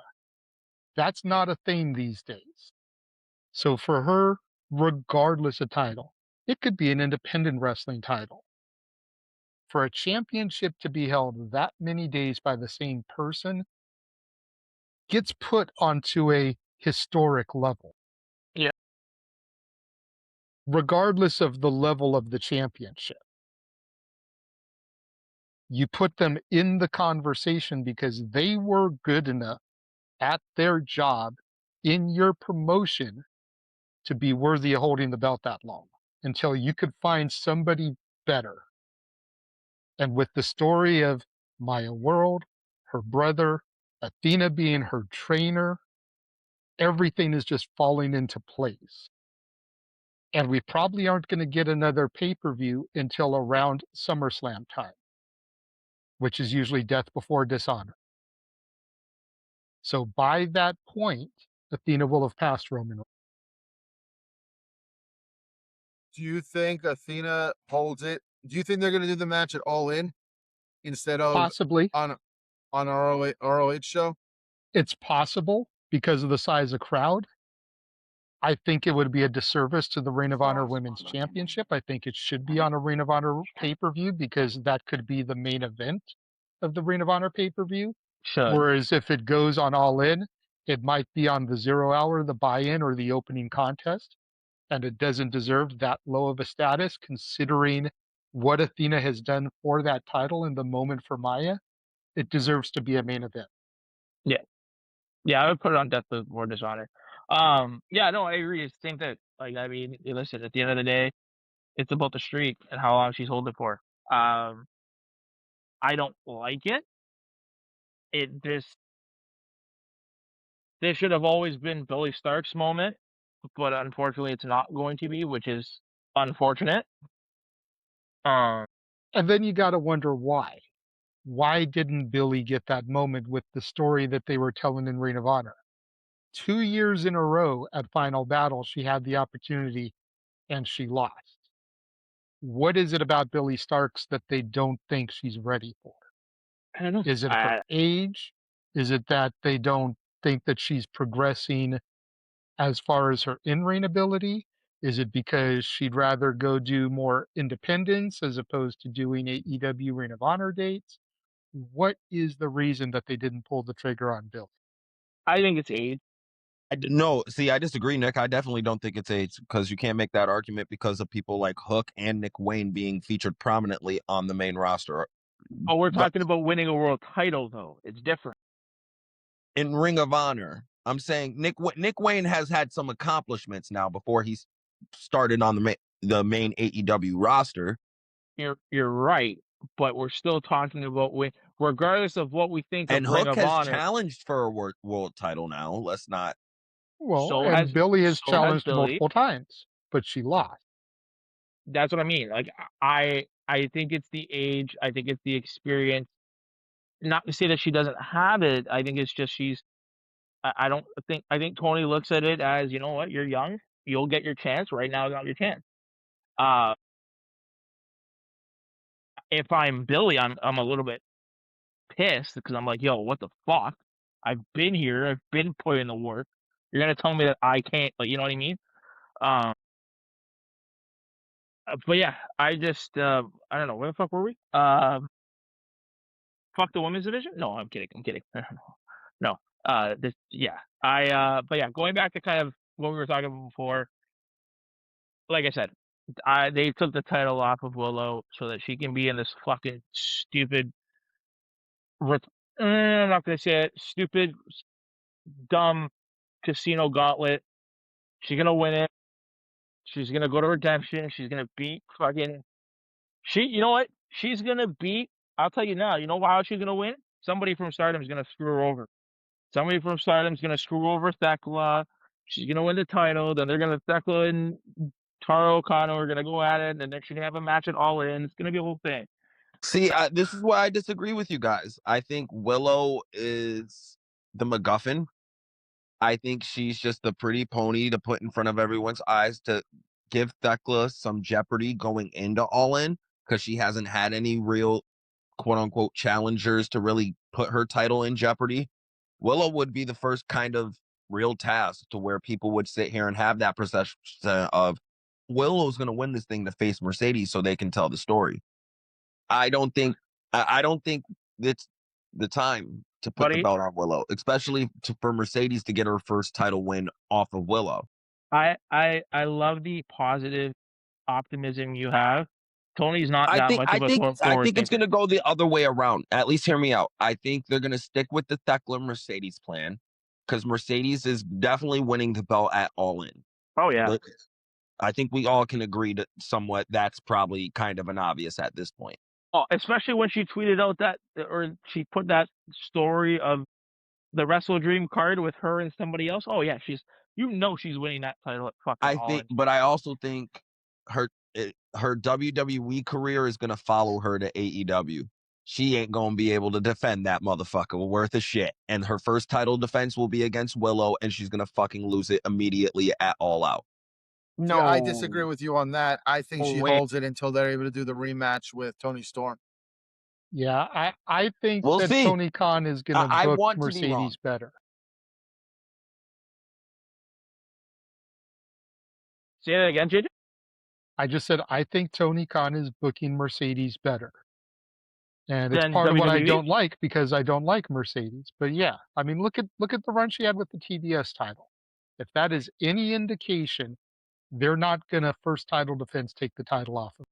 No way. It's just not gonna happen. The soonest I could see her losing it, the soonest would be Revolution next year. Because They're at that's like least their gonna summer. give her. Yeah, that's it. That's I their won't big say that's like kickoff. their summer. Yeah, that's their If you big. go from the big four, that's their Royal Rumble. Right.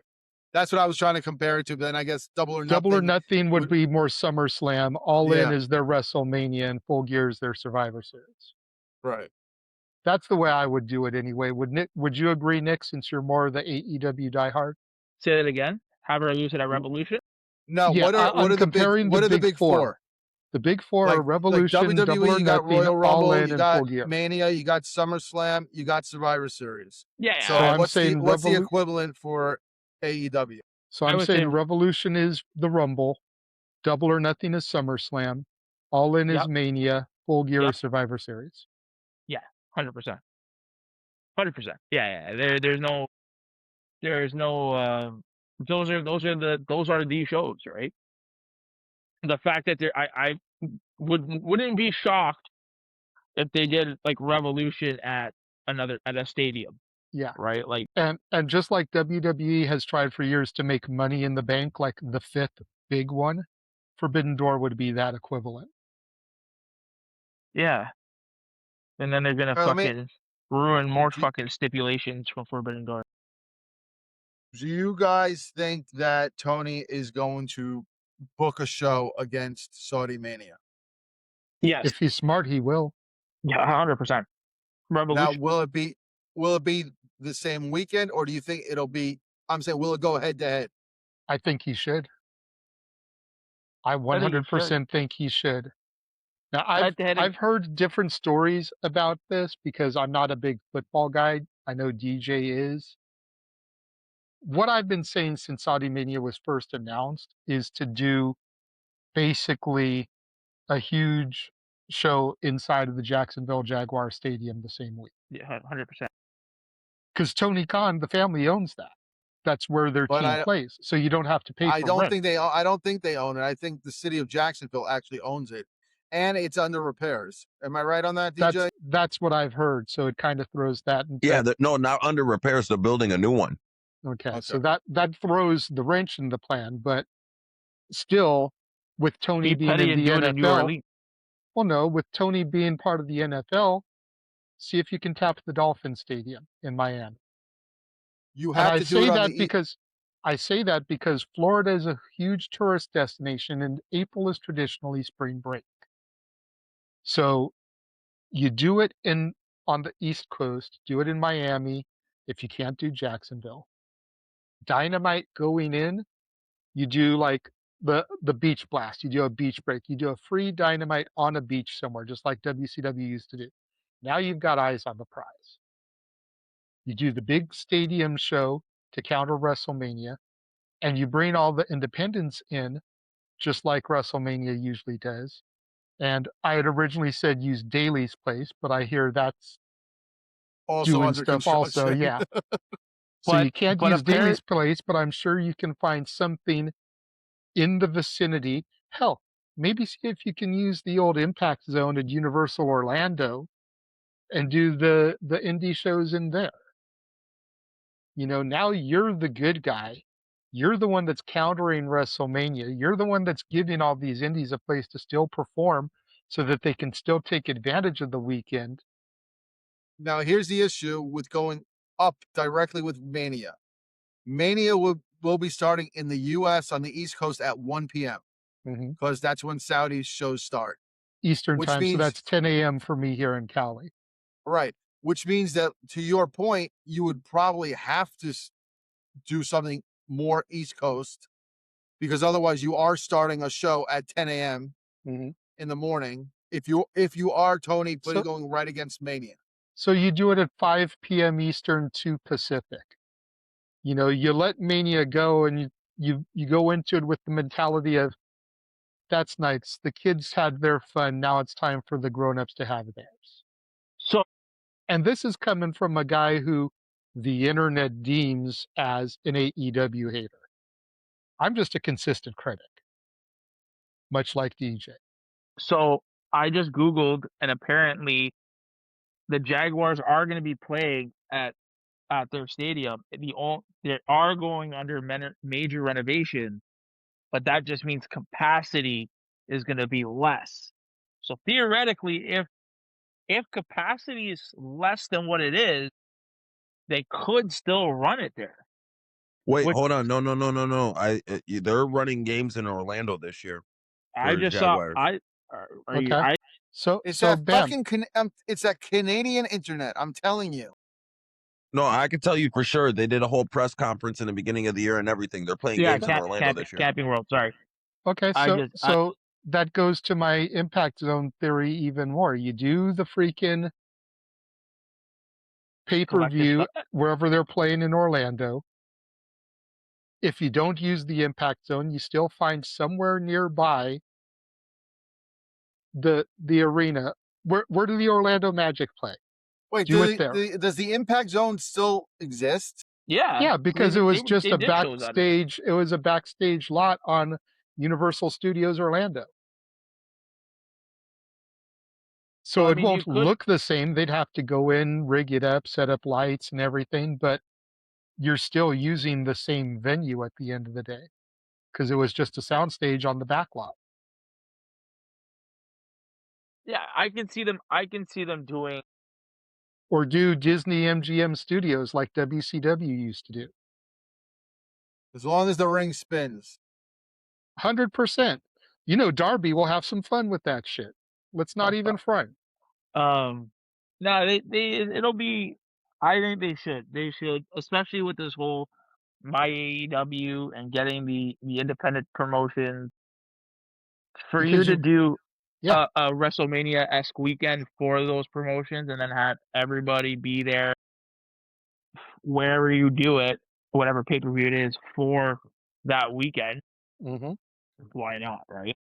And now, let me ask. Sorry, JJ. I know you were about to talk, but let me ask you: would it be a bad move by AEW to go head-to-head with Mania because it is WrestleMania?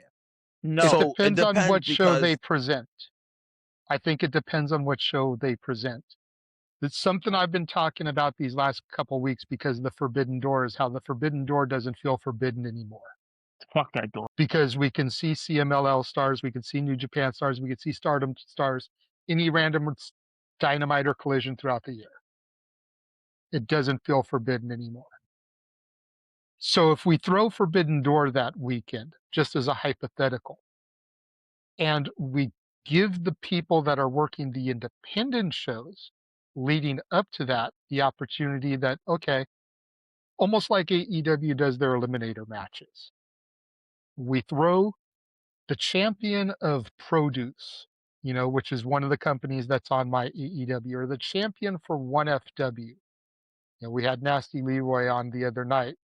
He works for 1FW. Put the champion of 1FW up against maybe not a John Moxley type, but an upper mid-card type, like a Pac or a Wheeler Yuta, or maybe even a Claudio. And if that guy wins, he gets on the Forbidden Door against somebody. Now you're making a true Forbidden Door because you're giving these guys that have never been seen on AEW television, that are a part of your My AEW platform, an opportunity to get exposure. That's going to do good for AEW because they're giving opportunities to lesser known stars. It's going to make the Forbidden Door really seem forbidden, and it's going to bring attention to your My AEW platform because Shivani, Excalibur, Taz, Joe Schmo from Kokomo, whoever's on the headset, can talk about how this guy is the champion of 1FW, and you can see them every week or every month with a brand new show here on My AEW.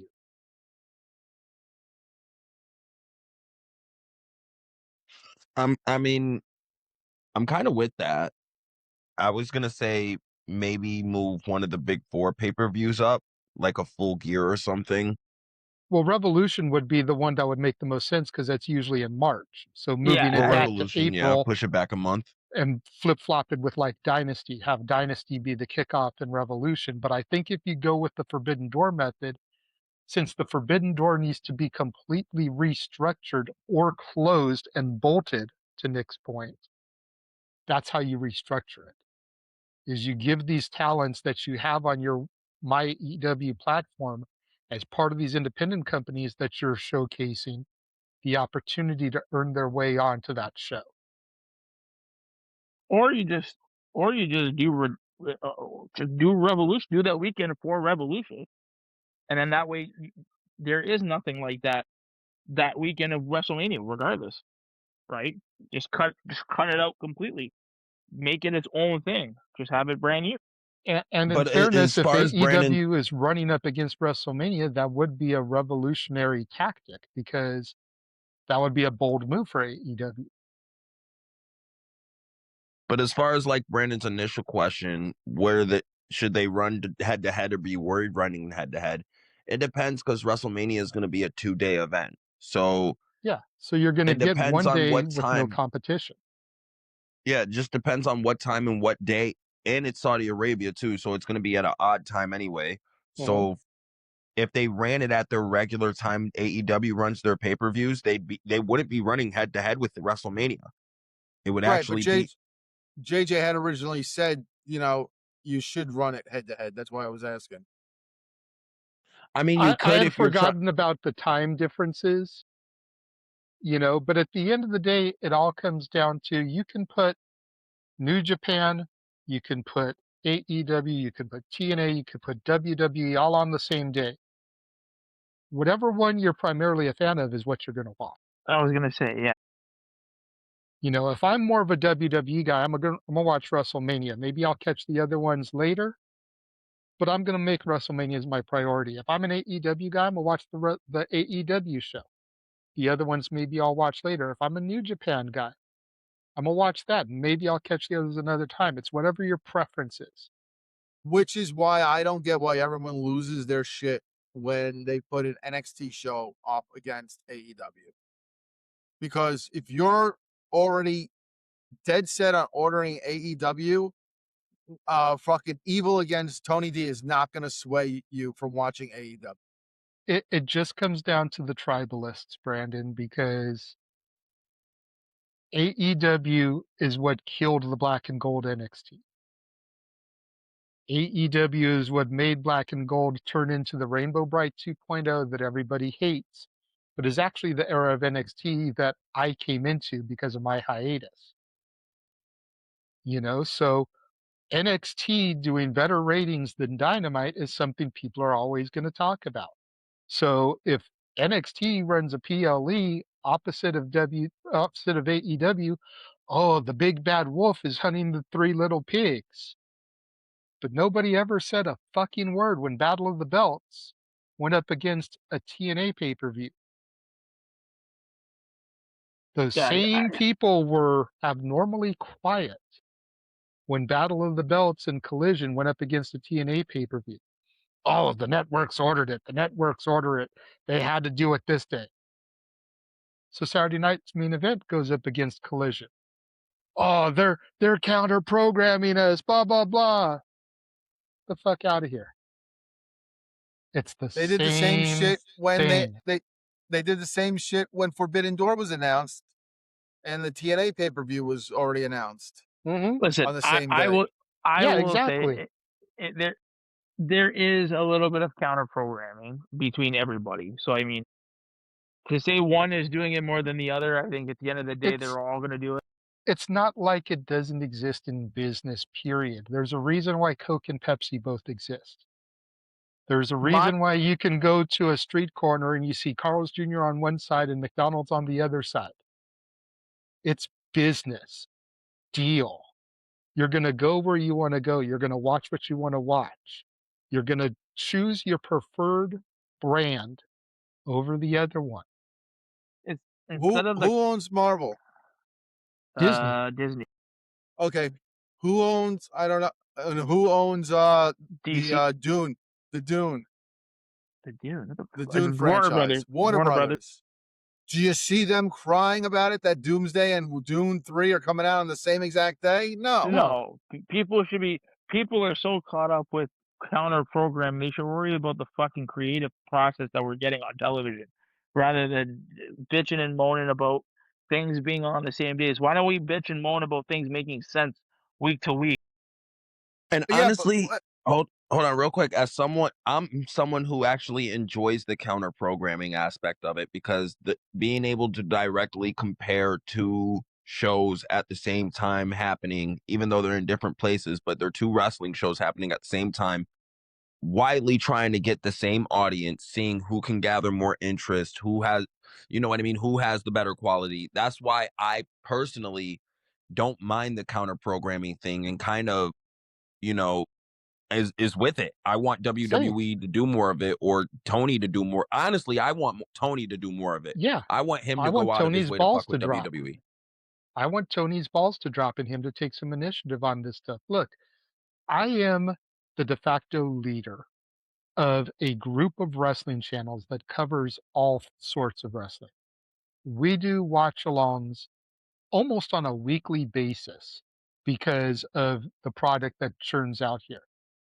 We had to pick and choose what we did last week because we just didn't have the manpower to cover everything. So we did Night of Champions and we did Forbidden Door. We couldn't do Great American Bash because none of us had access to CW. So we're going to do that delayed. None of us had the money for Slammiversary, in addition to having to pay to order Forbidden Door. So we had to make choices. But if we had the members on the team, if we had the finances, we would have had multiple streams going at the same time. We've done it before. There have been times where we've done the AAA shows and we've literally had an English and a Spanish commentary stream going at the same time. We don't care because it's eyes on the product and it's eyes on us. If we have the manpower and the financial capabilities, we are going to cover it. DJ knows we do independent wrestling too. For those weeks when there isn't a WWE or an AEW or TNA, we're sitting there doing GCW, we're doing House of Glory, we're doing Jersey Championship Wrestling or Juggalo Championship Wrestling. And if there's a GCW and a WWE show, we'll do two streams at the same time. We'll have Nick doing the bleeding assholes of GCW while me and somebody else do WWE. Yeah, whoever fuck It, counter it's programming. it's all about preferences, and you're going to watch what you want to watch when you want to watch it. It's the beautiful thing about the time we live in. Just hoping creative is better than what we're getting. 100%. That's the bigger problem. That's a completely different story. So, buddy, we could No, be here for 3 hours that's the talking about bigger creative. problem. Like Yeah. to Nick's point, the fans need to be more concerned about the product being shown to us on TNA Impact, on AEW Dynamite, on AEW Collision, on WWE Raw, on WWE SmackDown, on NXT, on Ring of Honor, on all the peripheral stuff, whether it's New Japan, AAA, CMLL, etc., etc. then they need to be worried on, oh my God, WWE is doing a show at the same time as AEW, those bastards.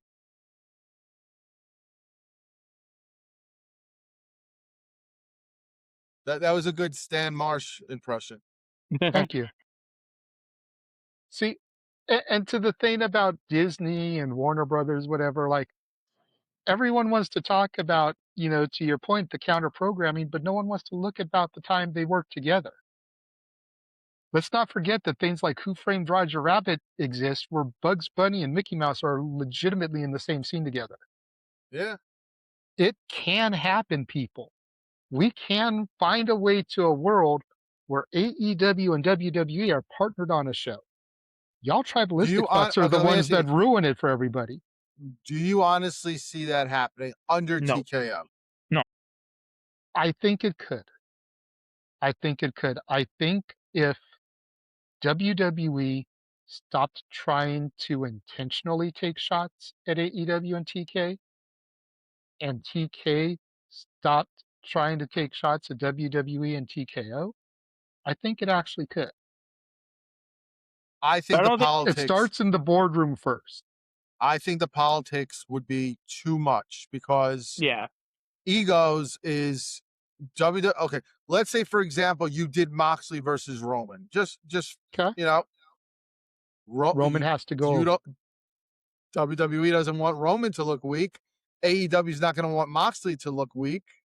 Well, So that's a match where you'd probably have a schmoz anyway with the current things because the Bloodline and the Death Riders would get involved. Like, you're probably looking at a War Games match between the Death Riders and the Bloodline if you're being honest. I think at that point, you know what? But who under whose rules? Because the Death Riders wouldn't know what to do when they can't cut themselves. They get lost. So That's fair. whose rules are we going under? Because you're gonna have a War Games match, but is it War Games or is it Blood and Guts? That's fair. I mean, WWE's not going to do the blood. So that's another thing. It's all about the different philosophies that both companies have. AEW's a PG-14, PG-13, whatever you want to call it, show. WWE's PG. They're not going to let fucking Andrade come out with a fuck MJF shirt on. So, I mean, there's just definitely certain things that would have to be addressed, but I think if the right person was brokering the negotiations, they could make it work. Maybe I'm just too optimistic of a soul, but yes, you are. I literally think that if the right person could get,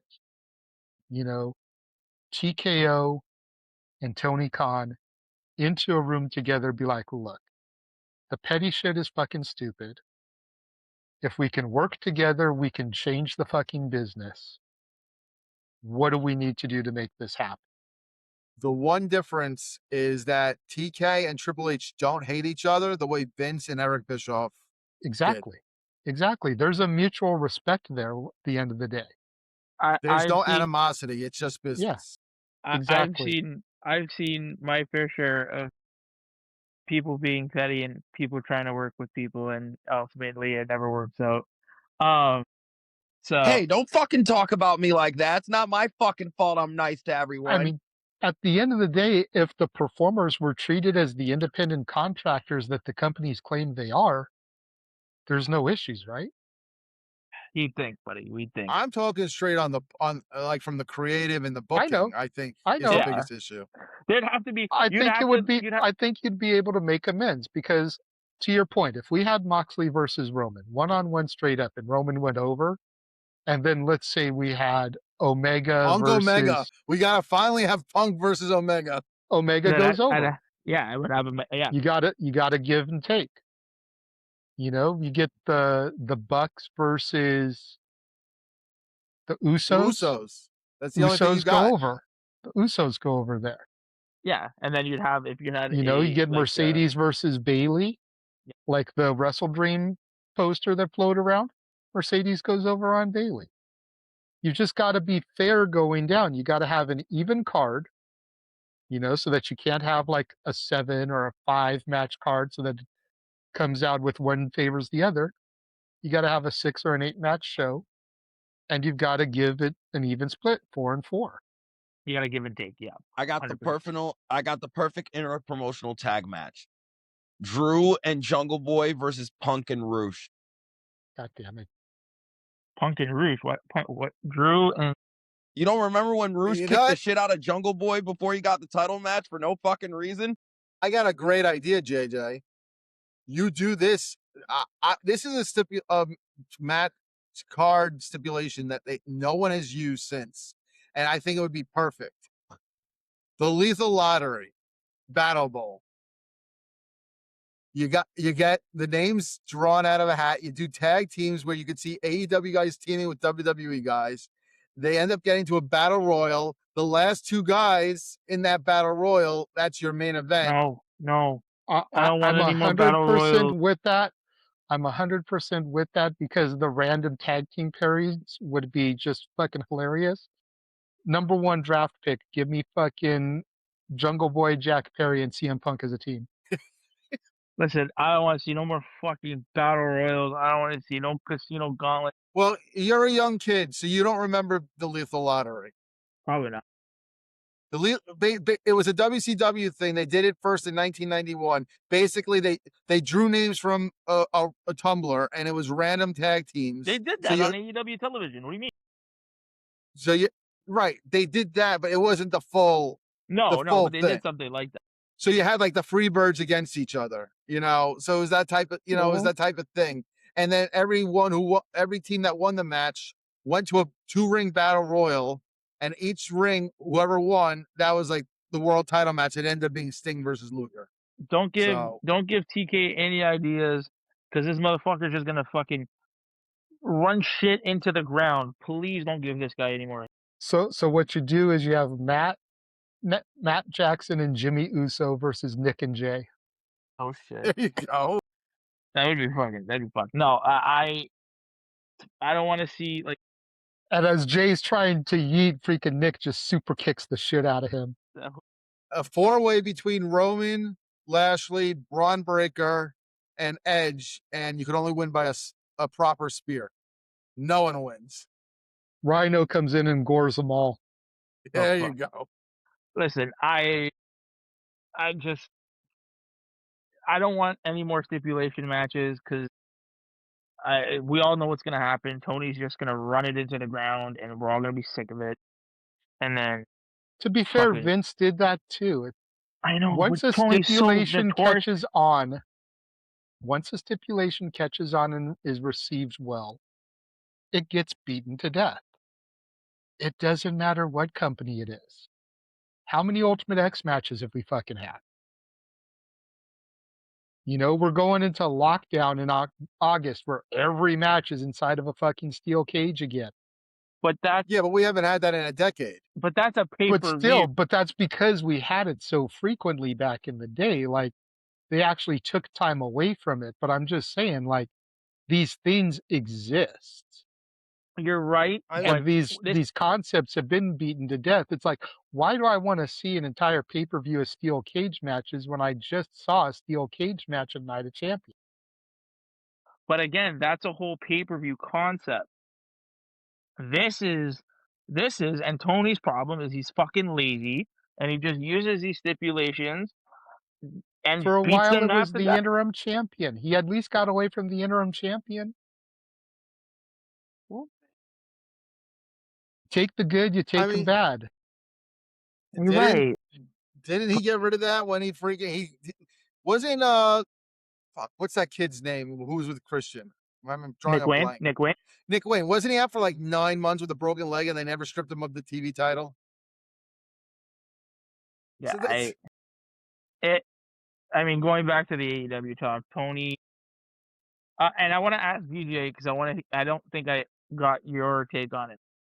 What I am scared. Listen, for Forbidden Door, one of the highlights of Forbidden Door for me, again, like we talked about, was the Death's Door match, because that cage is fucking awesome.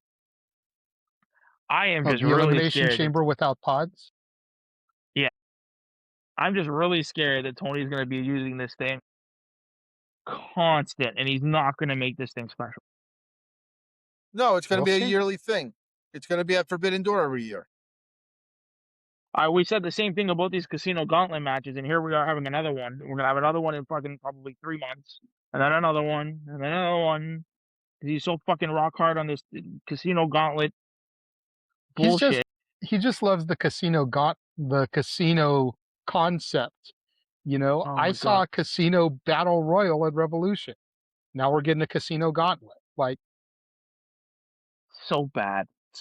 It's so the casino unoriginal and gimmick just needs to just stick at double or nothing because the whole point there is gambling. You're Yeah. going double or nothing. And it or worked when it was in Vegas every year, but once they moved out of Vegas, it's like you lost that whole concept. but Yeah, I at, mean at like least if you're do it in gonna do like these, Atlantic City. but at least these Casino Gauntlet matches, you should have just like he it makes it come off as he's not creative at all. He has no creative. This is lazy. It's absolute abhorrent lazy booking because it's just like, oh, I don't know what to do. Let's just throw in a Casino Gauntlet. Nick, the Well, problem he couldn't is do another tournament. He just finished one, and he's still got the C2 coming around. problem though, Nick, is, and we don't know if there's more to the team really or not, but the general conception is that Tony does everything by himself. It's just fucking yeah. That's another. So if you're trying to book 2 hours, 2.5 hours of Dynamite, if you're trying to book 2 hours of Collision, if you're trying to book Ring of Honor every week, and you don't have multiple people helping you, you're gonna get burned out and go back to square one and repeat shit over and over again. And then you still got everything else that Tony does outside of Yeah. AEW. We just had Supercard of Honor where the main event was a survival of the fittest match, and we literally had a survival of the fittest match a month later. Granted, it was AEW television, so it's different. It's not Ring of Honor, but it's the same fucking match. I forgot SmackDown was back to 2 hours tonight. No. Uh, yeah. I don't know. Whatever. Yeah. Fuck wrestling DJ, in you got 2026. anything else? No, I'm all good. He's We're coming up groovy. on 2 hours, so I think we're gonna call it. We're gonna be like SmackDown. We're back to 2 hours. Was SmackDown But any good tonight? it was from what I mean, it's SmackDown, so automatically you can go no. It also wasn't live. It was taped after Raw on Monday, so you know Oh yeah, that's right. It Yeah, was because late. 4th of July because it's weekend. 4th of July weekend, they gave them off.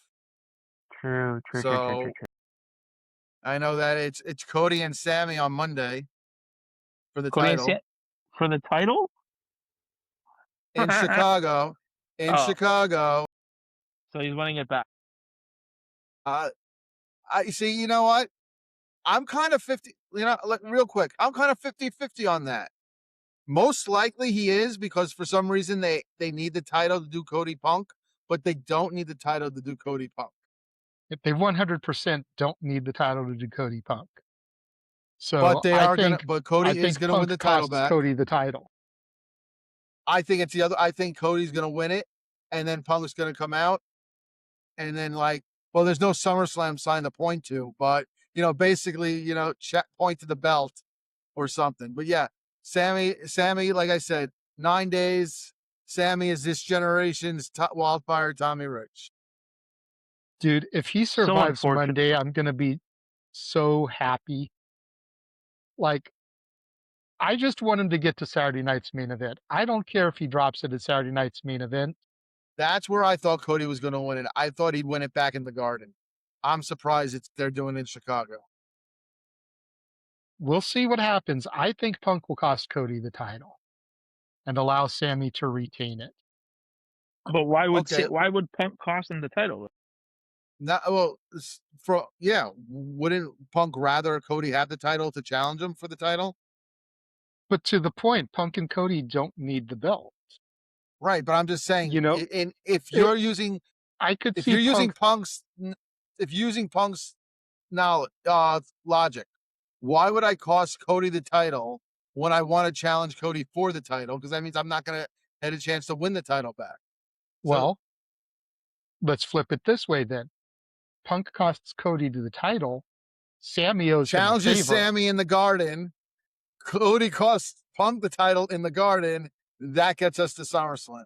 But There you then go. But then where's who? Or then challenging Punk who? wins the title, or Punk wins the title off of Sammy in the Garden. The match still gets the belt, but Punk is going in as champion. But you just said that they don't need a title, so No, I'm just saying it can go either way. It can go either way. Because we Okay, well, both thought assume- that that's where Sammy would lose it, is the Garden. And we Right, know but it who won't would be Sammy- against Cody. who would face Sammy at SummerSlam if Sammy was champion going in, and Cody and Punk are out of the picture? And you got to keep it to SmackDown, people. A returning Kevin Owen? Not enough time. If he 3 returns at the weeks. Garden. It's only 2 weeks to SummerSlam after that. They don't care though. Let's be real. They don't give a shit. I mean, On top of, well, I guess Sammy's the heel, so because Kevin Owens won't get booed for shit. That he's gonna get that Triple H return from Exactly. 02. Exactly. And I mean, there's other things to do. I still think that Oba's walking out of SummerSlam with the belt. I It's don't know how just a that's theory getting that I there. have. It's just a theory that I have because he said that the title will always be there. So that leads people to believe that he still has his title match in his back pocket. Which is what I said. He's got it in the So- back pocket. He's just not using it. He's not using it at SummerSlam. Which is Yes, he stupid. does. Yes, he does. And here's how. Night 1, Oba versus Brock. Oba beats Brock in Hell in a Cell. Brock officially retires. He's conquered that demon. Night 2, Roman and Seth. Seth beats Roman. Or no, excuse me. Roman beats Seth because he's never been able to beat Seth one-on-one. Thinks he's accomplished that feat and vanquished that demon. Oba comes out. I won King of the Ring. I won a title shot at SummerSlam. I want you now. So basically, Oba takes the belt off of Roman, just like Brock did to Rock in 2002. So he vanquishes the former beast, and now the ruler is the newbie. So you're basically using it almost like Money in the Bank. Mm-hmm. But And then he a lot still of people leaves are SummerSlam, complaining. and all the people that are like, "Oh my God, this is the dumbest decision. He's supposed to have a title opportunity." Blah blah blah. He still But then got his everyone's title going to match at complain SummerSlam. about him doing double duty and being pushed down your throats too. There's Dude, no everybody's gonna either way, complain about They're everything. going to make a star by him doing double duty. The fact that he Do beats you- Brock and Roman in the same weekend. That's what I've been saying that during the King of the Ring tournament. I said that, you do Brock night 1. I had said originally during my scenario in my head that you put that title shot on the line with Brock. The title shot versus the career. That was how I was doing it. This way you will win and then go to night 2, because we've seen during these 2-night events, they have in the past used night 1 to catapult to night 2, WrestleMania 40. See, So I had a similar booking strategy, but I had that match taking place in the Garden. I had Oba Brock taking place in the Garden in my booking. Oba still beats Brock, keeps his title shot. Brock now dejected in the fact that this young upstart has beaten him not once but twice, goes to Minnesota, willing to put his career on the line against Gunther, the career killer now. You still get Gunther Brock. Gunther retires Brock in Minnesota. And Oba goes to fight for the title. but then you're having Brock lose 2 in a row. And how many commercials do you He's get? getting in between all that? retired, so it doesn't really matter. He's getting retired and he's putting over 2 talents that are the future of the company.